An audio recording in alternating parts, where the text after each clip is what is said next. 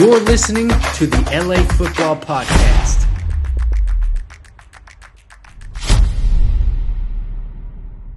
Hey, what's going on, Los Angeles? Welcome to the LA Football Show here on the LA Football Network. We are live on the Mightier 1090 ESPN Radio. I'm your co-host, Ryan Dyer, joined as always by the madman, Jamal Madney.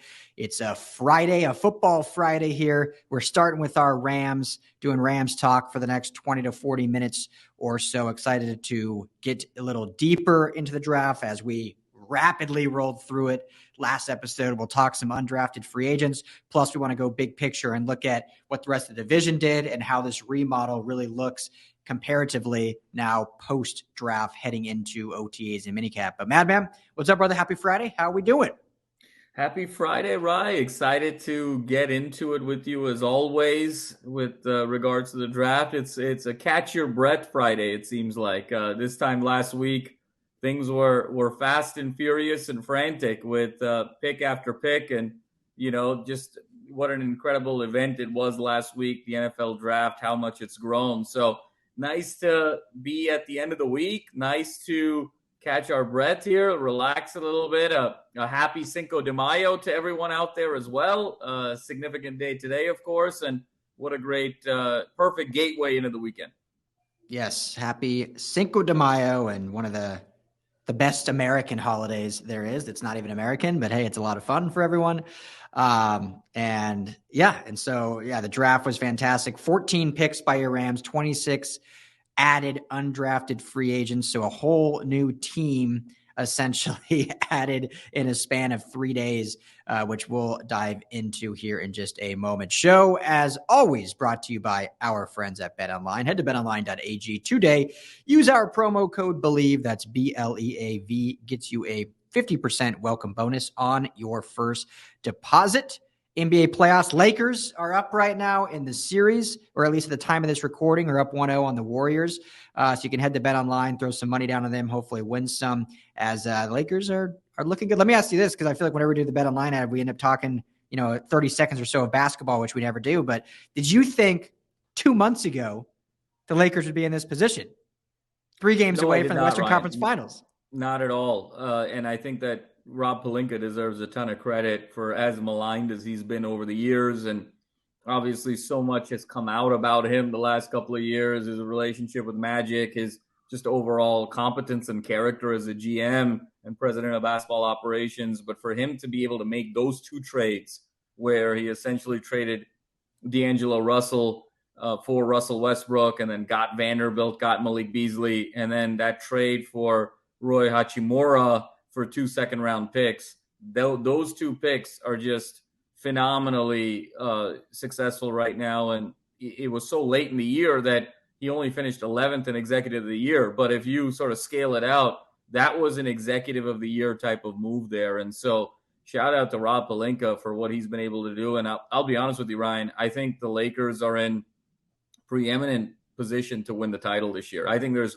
one guy that can stop the Lakers from winning the title this year, and it's my namesake, and the guy plays on your favorite basketball team, and it's Jamal Murray of the Denver Nuggets. If Jamal Murray of the Denver Nuggets is bubble Jamal Murray, then I think that is the requisite help that the great Nikola Jokic needs to actually have Denver win it all.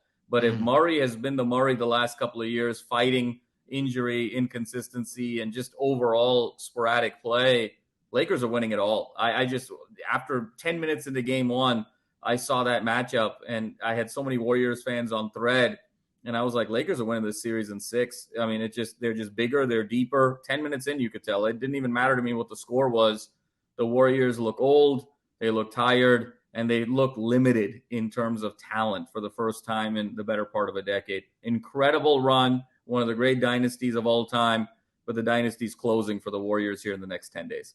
Yeah, it's crazy that the Lakers, I mean, everyone wanted everyone fired 2 months ago. And that's why you gotta let it play out. And it was seemingly going to be, LeBron was going to leave, which he still might wherever his son gets drafted, but LeBron was going to be leaving in a year or two, and it was going to be a full rebuild. And maybe it will be in 2 years, but it's crazy that now this team might be one of the favorites to win the whole thing. So I hope my Nuggets have something to say about it but we'll see. It should be fun either way. That's going to be really fun, Ryan, if it's Nuggets-Lakers, Western yeah. Conference Finals, bringing shades back of 2009 Western Conference Finals with Kobe and Carmelo.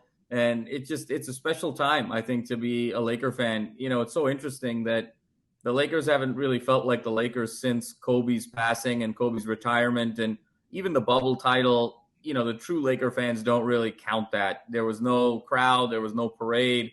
There just hasn't been an opportunity to be connected to this franchise for the better part of a decade now, depending on how far you want to go back. And I've had friends, from college, high school, message me the last couple of days and be like, it feels like the Lakers are the Lakers again. And I think it started in that game 3 against Memphis. And you start seeing the stars come out again, Prince Harry and Meghan and Kim Kardashian and Will Ferrell and Adam Sandler and Jack is back. I mean, how great a greater sign is than that. Dr. Dre, Denzel. It's starting to feel like the Lakers again. And this is a special city when the Lakers are rolling. Yeah, no, it really is. And, we love that our football teams are growing in the Rams and Chargers. We love that USC is like bringing back their dominance in the culture scene. UCLA is really on the up and up in terms of football. But, this is still a Lakers town at the end of the day. And it hasn't felt like one for quite some time because they haven't been that good. And so exactly. If they're back, you can feel it through the streets. And that is for sure. So all that being said, make sure to go to betonline.ag and place your bet on the Lakers. Promo code BELIEVE. Tell them the guys at the LA Football Network sent you. All right, Jamal. So our Rammies, the RamsHouse, the Ramley, concluded their draft. We rattled through it very quickly on our live Monday night 30-minute stream at 6 p.m. Make sure, Rams fans, you tune in every Monday night, 6 p.m. for Rams Talk. And so we went through the picks real quick, gave our quick instant analysis. Quickly, before we go big picture and then look at the best, let's take a quick look at the undrafted free agent list. We won't take a ton of time just because we could take a lot of time because there's so many names, but I think there's a lot more important things we could talk about in terms of the brevity of like where the team actually sits. But is there, we were going through this list before, obviously looked at it when it first came out, 2 kickers on the list, Jamal. Obviously they needed a kicker. So one of these kickers seemingly will be the next kicker for the Rams starting in 2023. You've got some receivers on here, 1 quarterback added out of the great University of Tennessee, Martin. They did just add Brett Rippon as well today as a free agent out of, he was with the Denver Broncos, and now he will be battling for that backup spot as well, or QB3 spot. So don't even have to give me names just because a lot of these are small school guys, got a couple bigger guys, Grant Miller out of Baylor and whatnot. But when you look at these positions, Jamal, like where do you see the best value in terms of guys that play these positions that have a real shot, not only to make this team, but to probably have a fairly viable impact just because of how many holes are on this roster before these guys were added? Ryan, it's interesting that you mentioned this. When I look at the list of 26 players, and you sort of do an aggregation, there's sort of 3 themes that I think emerge for me in terms of what are the common threads across these 26 players and what are the Rams really trying to do. I think the first theme is that there's a fair amount of smaller school guys, and it's less heralded guys, smaller markets, smaller schools, very interesting guys that have flown under the radar. And I think as a result of that are going to be cheap, they're going to be hungry, and they're going to be in a position where they have a lot to prove. I think the second theme is those guys having been under the radar. If you look at any one of their college statistics, you're going to see a lot of productivity on the field. These aren't guys that, you're drafting based on or signing based on potential. You're not signing based on measurables in a combine situation. You're not drafting in terms of, well, given skill set A, C, and E, given this situation, it's going to work. You're signing guys who have been productive at the collegiate level. Now, that collegiate level could be FBS, FCS, and down the list, but guys that genuinely have great output being on the field. And at the end of the day, that is the greatest measure of success translating to the next level. And then I think the third piece, Ryan, is they're going to be hungry. And I think they're all hungry to sort of make the team. They see an opportunity where they can be a big part of a team that was just 2 years removed from winning the Super Bowl. And I think to answer your question in particular, I think the guys on the defensive side of the ball have a real opportunity to make this team, just given where this roster is defensively. Outside of Aaron Donald, I think everything and anything is sort of open for discussion around who's going to play, where are they going to play, how are they going to play. And so I think that level of flexibility and openness really opens the door. Because if you look at the offensive side of the ball, you have Stafford. You have a Kupp, Van Jefferson type of hierarchy at receiver. You've got a combination of Akers and Kyron Williams at running back. There's some things that are going on at tight end with Higbee and Benny Skro and now Allen out of Clemson. There are some hierarchies that are established from a depth position on the offensive side of the ball. The line still needs work, but the defense, you just don't have that same sense of clarity of who's one, who's two, who's three at a number of different positions. So these guys that are particularly on the defensive side of the ball, to me, should be salivating at an opportunity not only to make a roster, but make a big impact as a rookie. And for some of these guys from these smaller schools, I mean, what an incredible story that would be year over year to be flying under the radar in college and potentially even at FCS. And now you're taking on a significant role for a team that won the Super Bowl 2 years ago. Yeah, absolutely. And, 13 of these 26, so right in the middle, defensive players, I believe 3 special teamers, and being 2 kickers and a long snapper, and the rest offensemen. So real split, or at least a lot of diversity at each of the picks. But when you look at the defensive side, you essentially have, a couple backers, and the rest are all secondary guys, which is clearly what was needed in terms of, you lose Jalen Ramsey, you lose 2 safeties in Taylor Rapp and Nick Scott. And so and then the rest is a lot of youth, which is just adding more youth, but it just means opportunity. And every single year on almost every team across this league, all 32 teams, seemingly one undrafted free agent almost always makes the roster. And the Rams could end up having 4 or 5 maybe make the roster just because of all the room that's there. And granted, they did have 14 draft picks, but I mean, in the end of the day, all 36 or 38, whatever, my math is bad, players are on an even playing field, whether you're drafted or undrafted. I mean, they're all incoming rookies making a name for themselves.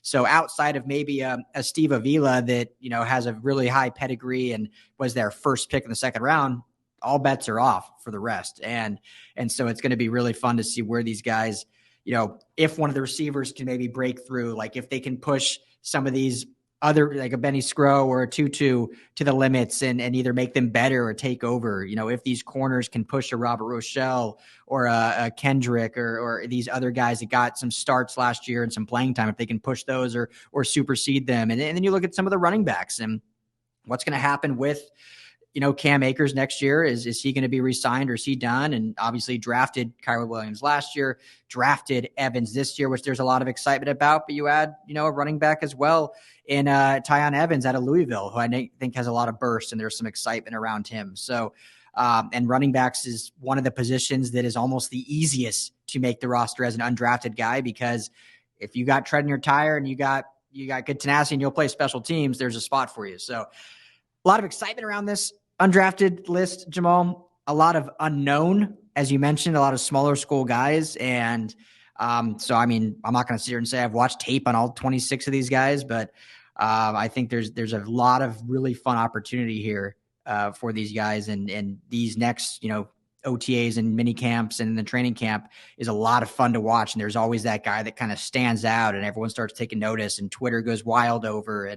And so let's just do this. Let's take a shot in the dark for fun. There's really no reasoning behind this to our listeners out there. But I want you, Jamal, to just pick a name. You could even just close your eyes and point if you want. But give me a guy on this list that you're like, that's a guy. It can't be a kicker because obviously one of these kickers is going to be most likely the Rams kicker. So outside of kicker, one of these names is going to make a name for himself in training camp. Oh, I'm putting man, you on the spot. You're putting me on the spot here, right? I mean, this is sort of interesting for me. what does my heart say? What do the instincts say here? That's it.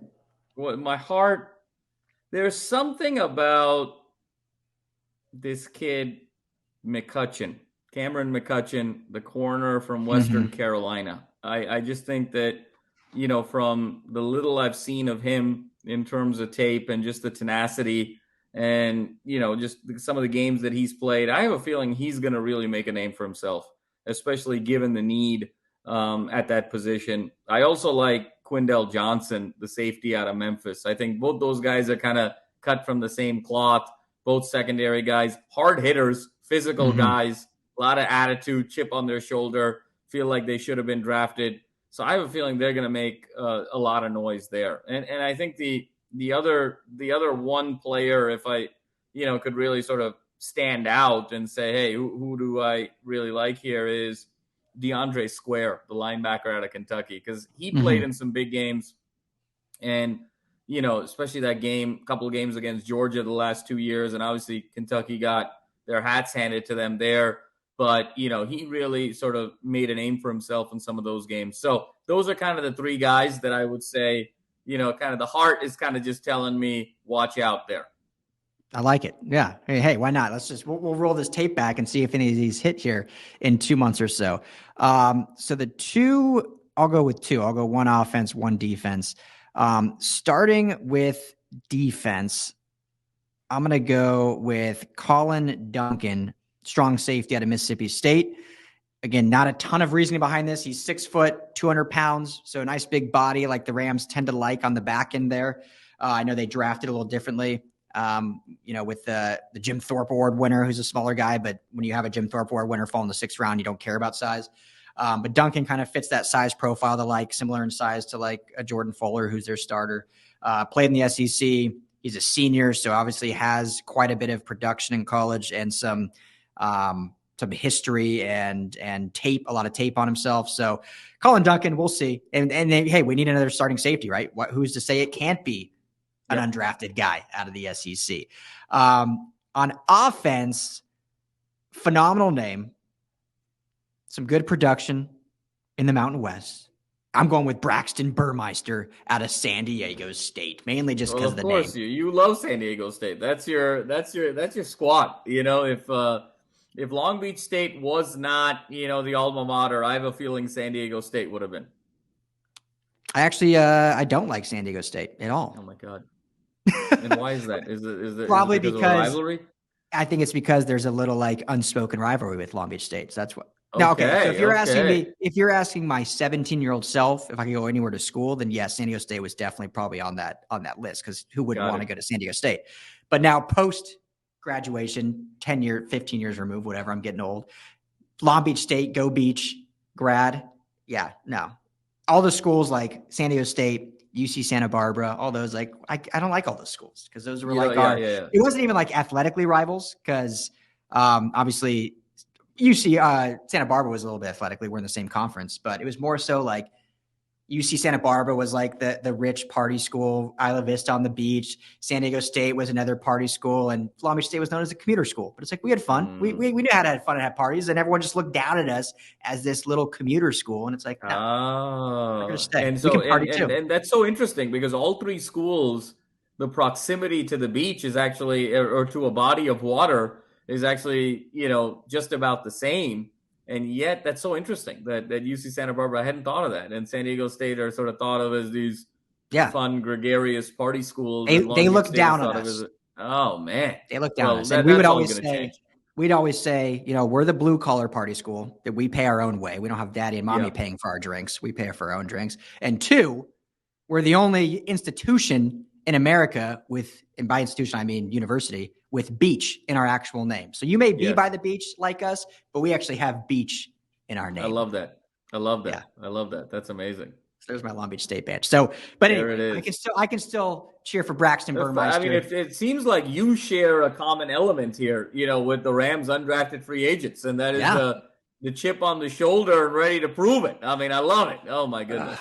Always a chip. I'm surprised that was the takeaway, because I would think like the rich party school, beach school vibe to me feels almost like a Pepperdine, right? I mean, or something like that. Even maybe like a Miami on the other side as well. But I mean, obviously we're keeping it to California. But yeah, it's interesting how these schools get their Pepperdine definitely has the rich, but I wouldn't even I feel like I'm sure they do, but they're not like a party school. So I think they were just seen as Pepperdine's like, not a party school. Rich. Pepperdine is such a party school. That's I feel like we got to get some audience engagement here on which is the greatest party. That's actually a really good question. What is the greatest party school in Southern California? University. Greatest party university in Southern California. Where's our, and we got to go to break here. Where's our borders? Is it from like SLO, like San Luis Obispo to San Diego? Yes. San Luis Obispo down to San Diego. Yes. Okay, I'm going to get a poll up because now I'm really curious. But we got to take a quick break on radio. We'll continue this conversation plus actual Rams talk here at the bottom of our hour. This is the LA Football Show. Be right back. All right, welcome back, Los Angeles, to the LA Football Show. Here on the LA Football Network, we are live on the mightier 1090 ESPN Radio. We're talking Rams, talking undrafted free agents. We're going big picture. But first, we got to settle. We're talking party schools. Got off on a little tangent here thanks to Braxton Burmeister out of San Diego State, new receiver for the Los Angeles Rams, undrafted free agent. And so before we wrap this up, maybe just because I didn't know anyone that really went there, but I never pegged Pepperdine as a good party school. For me, it was always, before I throw it back to you, for me, it was, obviously I'm biased. I went to Long Beach State. I don't think it's known by any means as a party school. So when we put this poll up, I don't think anyone will vote for Long Beach State, but I had a good time. But for me, it was always UC Santa Barbara, San Diego State, and then you had UCLA and USC because of they're just the bigger schools. And they have obviously the Greek life there. So, I mean, those were the four in that area that were it for me. I never had Pepperdine in there. Love that. No, I Pepperdine's way up there. I mean, and to me, because it's located in Malibu. It's beautiful. It's gorgeous. There's some wealth there for sure. And I think that, Pepperdine always felt like that school that if you didn't get into USC because you partied too hard, you went to Pepperdine. And so I feel like Pepperdine has got to be there. Obviously, USC with the Greek life is up there for sure. But I think what's interesting is SC is a great party school for the Greek life, but it's not like, there's a lot of beach life at USC, given that it's so urban. And so I think I got to go, Pepperdine's got to be on that list. Obviously, SC, love San Diego State, love Long Beach State, love UC Santa Barbara. I think University of San Diego, USD, has got to be out there as well. Shout out to USD. I went there's some a parties lot there. Going on there for sure. Here's just to cut in. So I had a friend that went to USD. And so this was always fun when we go to party down there. Another very wealthy school, well-off school. Yeah. So they all, the USD is a beautiful small campus up on the bluffs. But everyone, when they live off campus, and you might know this, but they all live like in Mission Beach. All the streets there like are on like perpendicular to the ocean, and it's like Santa Barbara Street, whatever. It's all these like city names. And these are all 18, 19-year-old kids living in beach homes on the beach. And so all the parties are on the beach. So we would go down there like, once every other month to see my friend and like, sweet, we're just going to party on the beach. This is great. I'm telling you, man, I think USD is the winner. I got to be honest with you, from some of the friends that I have and some of the experiences there, because the Greek life at USC is sort of legendary more because of name and because of like the network. But the party, like the 9-0, I mean, I went to the 9-0 a ton as an undergrad. Like the 9-0 is kind of a dump, okay? God bless, but it's, the sticky floors and, all of that stuff. It's not exactly a fun place to party. You're there because of the vibe and the people and all of that. And even fraternity row of USC, it's not the nicest place. You're there for the mystique. So I don't know if like the enjoyment of party is quite the same. Obviously, the name is so huge. But I think the challenge with Pepperdine is Malibu itself is not really a college town, right? I mean, it's all super boutique-y, super spread out, super wealthy. It's not the most accessible place to have great parties. It's unbelievable scenery, and Pepperdine definitely has their party scene. But now we're like comparing alphas to alphas here in terms of party school. I think USD has it all. I think it's got like the location. I think the proximity to like Maine, San Diego, and what a great city that is.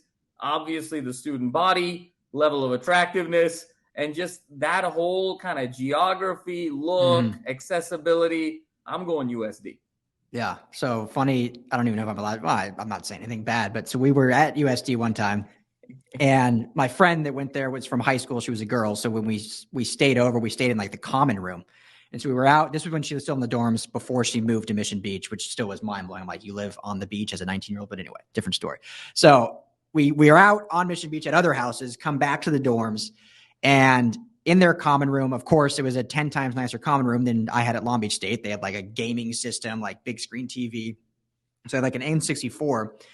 And my my buddy, when we all went to bed, I won't say his name. So if he listens to this, he'll get a kick. But he woke up and threw up on the N64 and the TV. And basically and so we had to get out of Dodge pretty quickly the next morning. Wow. Weren't really welcome back to the campus Long Beach of SD. State guys to ruin it for everybody else. Yeah, we had to do. So, okay, we're moving back to Rams. So last college I got to throw out here, and this is a wild card. Have you ever heard of Claremont McKenna? Oh, of course I have. Absolutely. Yeah. So Claremont McKenna, small school. It's almost like great school, by the way. Shout out to one of the Claremont colleges. I mean, the Claremont schools are amazing institutions. Oh yeah, and it's like what on that campus in Claremont, it's like 2 or 3 colleges in one almost. It's kind of yep. But it might not be anymore. This was 15 years ago when I was in college. It was a wet campus, which was so bizarre to me.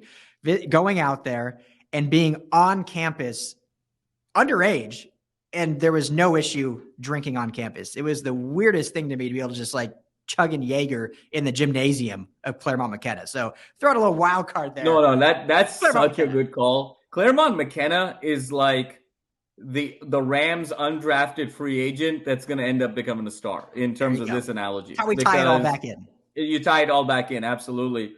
Look, the biggest partier in business school when I was at Stanford, and now granted, I mean, it's Stanford, it's a kind of a serious school. So like when you say the biggest partier at Stanford, like, yes, I understand there's asterisks left and right. But the biggest partier at Stanford for me when I was in business school was a guy from Claremont McKenna. I'm not going to say his name, but he was so much fun, still is, lives out in the Bay Area right now.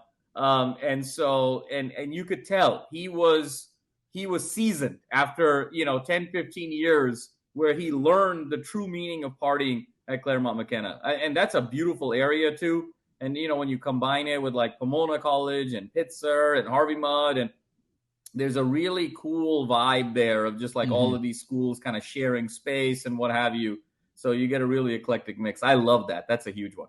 Yeah, there you go. So Claremont McKenna. So we'll get a little pull up for fun. See if people I think we got to do a little March Madness action. We seed them and then we see what happens. Here we go. Okay. So head to LAFBnetwork.com. We'll have it up there. We're more than just football. We're a lifestyle brand. We're going to, get you everything that you need to be successful, both on and off the field. The LAFB lifestyle. That's what we do here. All right. So pivoting back to the Rams, which we did incorporate them there, here and there. Let's look big picture now, Jamal. So we have these undrafted free agents. We have the 14 draft picks that overall, I think, we both give the Rams an A and an A minus on their draft. Does that sound right? I gave him a B. Maybe you gave him a B and I gave him an A minus or a B plus. Now I'm blending the Rams and Chargers together. I think you gave him a B plus. I gave him a B. Okay, I'm blending them together. So overall, for not having a first round pick, they were able to get 14 total picks out of the roster. Overall, good draft. When you look at the Niners, who are still probably the favorite in the division at this time, even though the quarterback position obviously has a lot of question marks. You look at the Seahawks, who we're a playoff team, and this is what we're going to talk about, but I think they had a very good draft. And you look at the Cardinals, who might be seen as even worse than the Rams, considering what the Rams roster is, but just because there's a lot of unknown there, brand new head coach for the first time. They traded back from their top pick. They did get some draft picks, but do they reach on an offensive lineman? All that stuff. So let's start with whatever team you want. I'll throw it to you. Big picture, how do you think the rest of the AFC West NFC West, did, and what does that mean for this remodel for the Rams? Ryan, I think that the team that got an A+ in terms of drafting were the Hawks. I mean, they were just unbelievable. They were outstanding. They got everybody they wanted and everybody that they needed.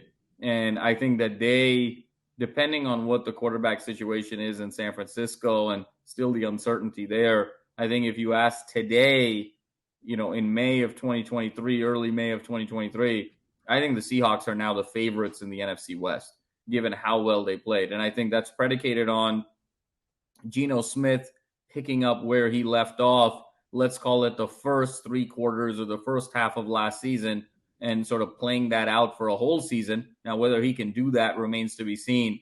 But when you look at Smith-Njigba with a DK Metcalf, and then you bring on our guy Zach Charbonnet, and you pair him with a Kenneth Walker, and then just on the list you go, whether it was Witherspoon, and then even undrafted, right? I mean, the fact that they got Jake Bobo, the highest rated receiver in the Pac-12, according to PFF, goes undrafted, and he goes undrafted to the Hawks. I mean, just absolutely incredible what they were able to do. I think they're the favorites right now. The Niners went in as the favorites. They didn't need to do as much. I think they made some decent picks. I think the Niners, obviously Jake Moody aside, as a kicker in the 3rd round, which you got to knock them down a couple of notches there just in terms of judgment. They were probably at about a B- in the draft. And so I think overall, you sort of look at this division, I think the Cardinals did not make enough movement to really warrant contender status. I think so much of this now depends on Trey Lance and Geno Smith and how they do. But I think the Hawks are probably the favorites in this division. I think the Niners are 2nd, Rams are 3rd, Cardinals are 4th. But I think the gap between 1 through 3, I think is pretty narrow and is very, very predicated on quarterback play. And that can move around in a number of different ways. So for me, I think the Rams 8-9, 9-8, I think is about right. And with an opportunity to get into the playoffs, and if these young guys can gel, and Donald and Kupp and Stafford can stay healthy, can they eke into the playoffs, get hot at the right time, and potentially make a bit of a run? But I think that's where this thing nets out. You and I have sort of talked about between 7 and 10 wins. 7 feels a little low, 10 feels a little high. I think they're going to be kind of an 8-9, 9-8 team. Yeah, the Seahawks definitely had a fantastic draft. And you see sometimes teams, they were drafting with purpose, right? Like it made every pick that they were like made sense. Like, oh, that's a great fit. Like it makes sense to pair him with. Oh, that makes sense. Like maybe we don't like the player going there because it might hurt their stock, but overall it makes them as a team better, speaking specifically of Zach Charbonnet. And so they definitely had a draft with purpose. For them, as you alluded to, it's really all going to come down to Geno Smith. Yep. We've seen time and time again, really good rosters that if the QB can absolutely elevate, can keep them decent, or can sabotage them. Yep. And if Geno Smith plays like last year, then yes, I think they're the favorite. I mean, he was very solid last year, had moments of greatness, had moments of old Geno Smith, but overall was a good NFL starting quarterback last year. But you look at other teams throughout history and teams that have had very good rosters and maybe go all in on a quarterback that was not the right decision, and the season ends in absolute peril. One I can think of, just because being a fan of them for many years, you look at the Broncos when they brought in Case Keenum. They had a very solid roster from top to bottom, and Case Keenum, unfortunately, they had some coaching issues as well, which the Seahawks don't have, having the seasoned Pete Carroll there. So that certainly helps. But the quarterback play of Case Keenum kind of sabotaged that season, and they immediately went a different direction. So if Geno Smith falls back to old Geno Smith, and this could still end up being a 6-7 win team, and they're basically just deciding to draft a quarterback next year and moving on from 2 years and a lot of money remaining on Geno Smith's contract. But if he plays like he did last year, then yeah, I agree. Because of this draft, they're even better than the playoff team they were last year. And they're going to be a tough beat, especially at home, which is, one of the most difficult places to play up there in Seattle. San Francisco, very good roster. So if we're looking purely at their draft, I think it was a pretty, not a great draft. I mean, they had a lot of draft picks due to compensatory picks. We can make fun of the Jake Moody pick, which we will, and we should. But But overall, I just think it was a meh draft for them, but their roster is very loaded outside of quarterback. So if we want to look at them as a team, I think they're fine still. They're still probably one of the favorites depending on quarterback play. If we want to strictly look at the draft, they, I think, had probably the worst draft in the whole division. We're looking purely at draft picks taken at the end of April. It's funny. We were talking about kickers being drafted, and I was like thinking, and it's like, okay, how many actual starting kickers in the NFL today on all 32 teams, not including Jake Booty, so 31 teams, were actually drafted, trying to see, like, is it actually worth taking a kicker, or is it just to go the undrafted free agent route? And only 13 total kickers, and of those 13, only 6 are still on their original team, were drafted. The rest were all undrafted. So very funny that the Niners decided to use a third-round pick on a kicker that, I don't want to say this harshly, but I wouldn't even call like a phenomenal generational kicker in Jake Moody. I mean, it's not like they're getting Robert Aguayo obviously didn't work out, drafted out of Florida State, but he was a generational kicker coming out of college, like literally did not miss in college. So it was like, okay, they drafted high, but it made sense. Getting some of these other guys, Seabass, we talked about in the last show.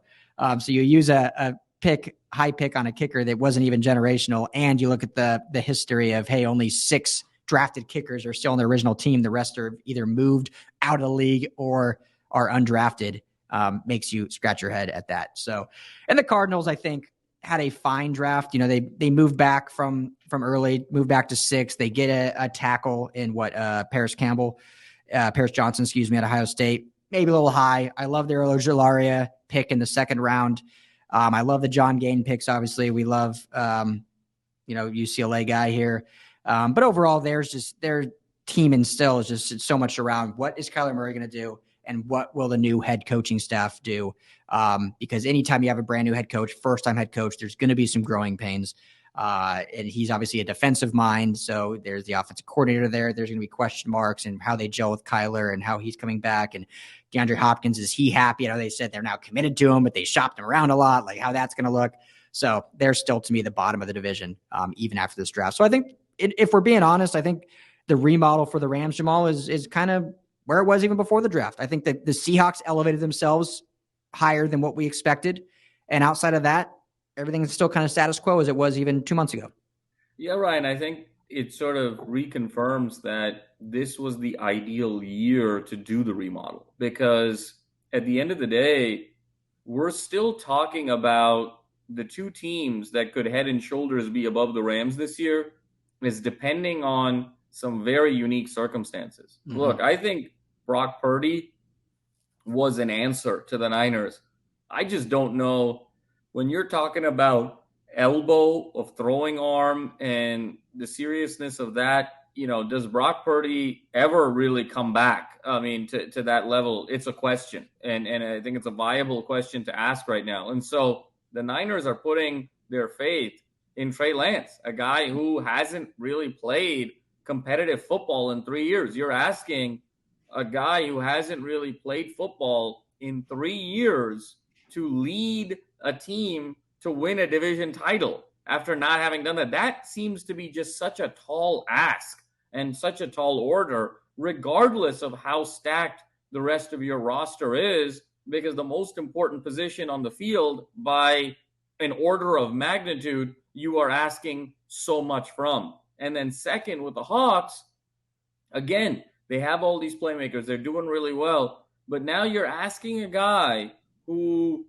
didn't really have a very good season as a professional throughout his career that spanned over a decade, mm-hmm. to then have 2 consecutive really good seasons, to have 2 consecutive Pro Bowl seasons for you to be a viable contender. So think about that. You're asking Trey Lance, who hasn't played football in 3 years, to be great, or you're asking Geno Smith, who hasn't been great for 10 years, was for half of last season, to now repeat that performance and do it for the whole season. Both of those feel like really tall asks. And I don't see both of those things happening. Maybe one happens, and maybe one happens for a little bit.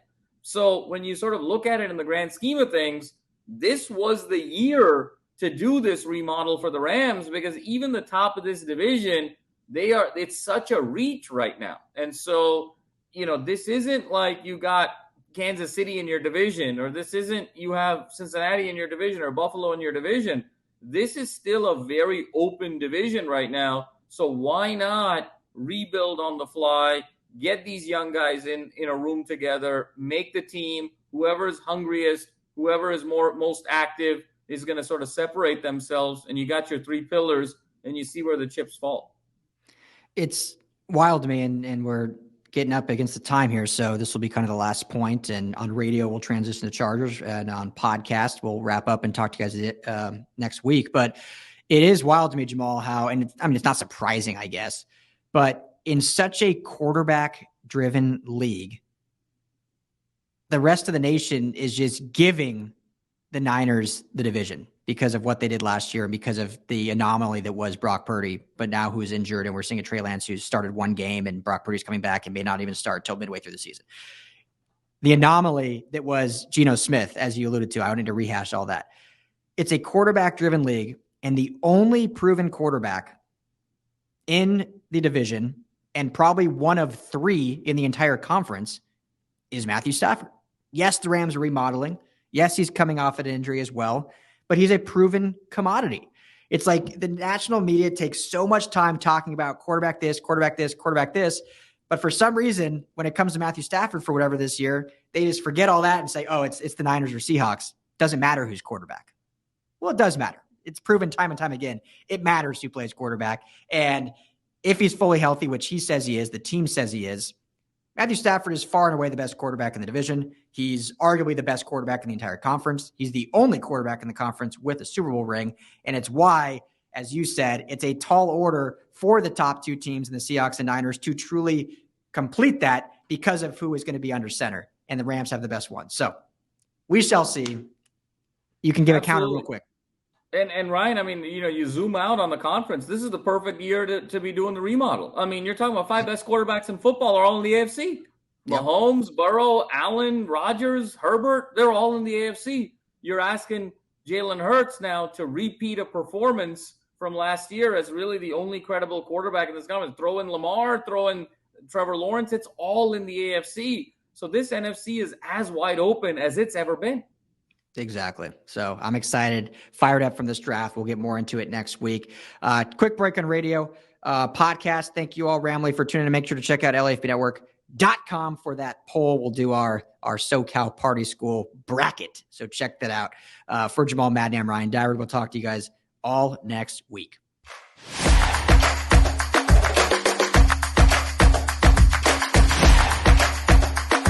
You're listening to the LA Football Podcast.